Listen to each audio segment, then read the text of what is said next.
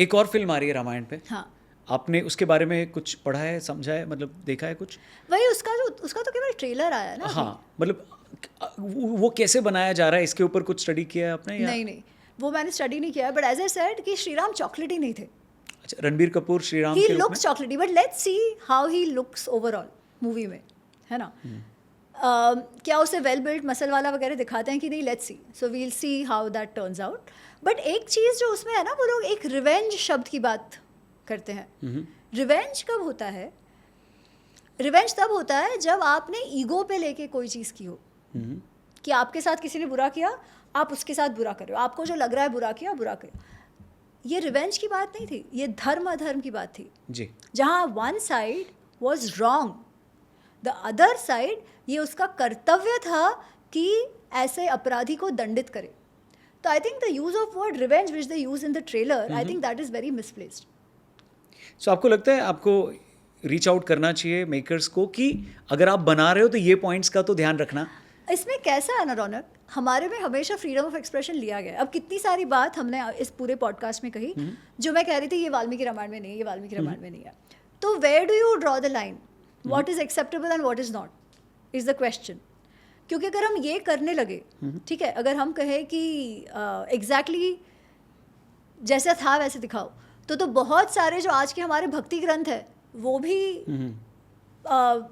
Match नहीं करेंगे, ठीक है. तो फिर आप क्या करो? देन यू से कि जो मुझे कन्वीनियंट है, जो मुझे ठीक लगता है वो दिखाओ, जो मुझे ठीक नहीं लगता वो ना दिखाओ. तो that becomes a little tricky, है ना. पर मेरा जो मेकर्स हैं, फिर जो फिक्शन लिखते हैं उनसे भी, बिकॉज आजकल देखो there is a whole genre जो अल्टरनेटिव रीडिंग करता है, जो कहता है राम रावण युद्ध जो है वो कोई धर्म अधर्म वाला युद्ध नहीं है, वो आर्यन द्रविडियन युद्ध है, राइट. और रावण को तो बुरा इसलिए बनाया गया है क्योंकि उसे मार दिया गया. राम जीत गए इसलिए वो अच्छे हैं, और रावण क्योंकि द्रविडियन था इसलिए उसे मार दिया गया. धर्म अधर्म की बात नहीं है. अब ऐसा भी लोग कहते हैं, राइट. तो मेरा फिक्शन राइटर्स से इतना निवेदन है कि भाई जिससे आप पैसा कमाने का प्रयत्न कर रहे हो ना, be at least honest to that text, at least in terms of maintaining the integrity of the characters, right. ठीक है. अपने बहुत सारे जो भक्ति काव्य लिखे गए उसमें भले उन्होंने थोड़ा एम्बिलिशमेंट किया, थोड़ा मैजिकल एलिमेंट डाल दिया, फिर भी जो कोर इंटेग्रिटी कैरेक्टर्स की है जो वाल्मीकि जी ने कही है वो उन्होंने मेंटेन करी है.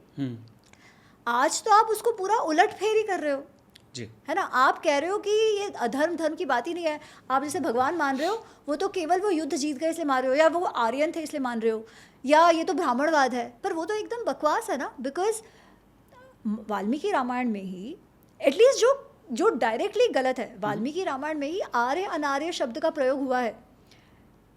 अनार्य किसे कहा गया है?